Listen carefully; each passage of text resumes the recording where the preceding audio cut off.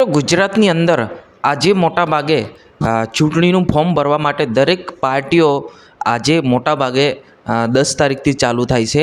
ત્યારે આજે છોટાઉદેપુર, નર્મદા, સુરત, તાપી, વલસાડ જેવા વિસ્તારની અંદર આજે ફોર્મ ભરવા માટે ગયા હતા. ત્યારે આજે આપણે વાત કરીશું રાજપાલડી જિલ્લા પંચાયતના ઉમેદવાર હંસાબેન સંદીપભાઈ વસાવા, જે સૌથી વધારે મજબૂત ઉમેદવાર હોય ને તો સંદીપભાઈ એમ કહેવામાં આવે છે.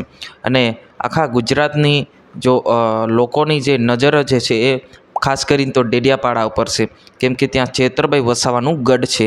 ખાસ કરીને વિડીયોને છેલ્લે સુધી જોજો અને આપણી ચેનલ પર નવા આવો તો ચેનલને સબસ્ક્રાઈબ કરીને લાઇક કરી નાખજો. મિત્રો, તમને ખબર છે ગુજરાતભરની માહિતી જે તમારા સુધી પહોંચાડવાનું અમે લગાતાર મહેનત કરી રહ્યા છે.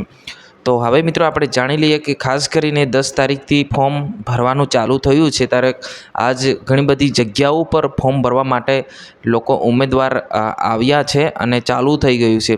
અને ખાસ કરીને આપણે વાત કરીશું તો રાજપાલડી જિલ્લા પંચાયતના ઉમેદવાર જેમનું નામ છે હંસાબેન સંદીપભાઈ વસાવા, જે આ વખતે ચૂંટણી લડવા માટે આમ આદમી પાર્ટીએ ટિકિટ આપી છે.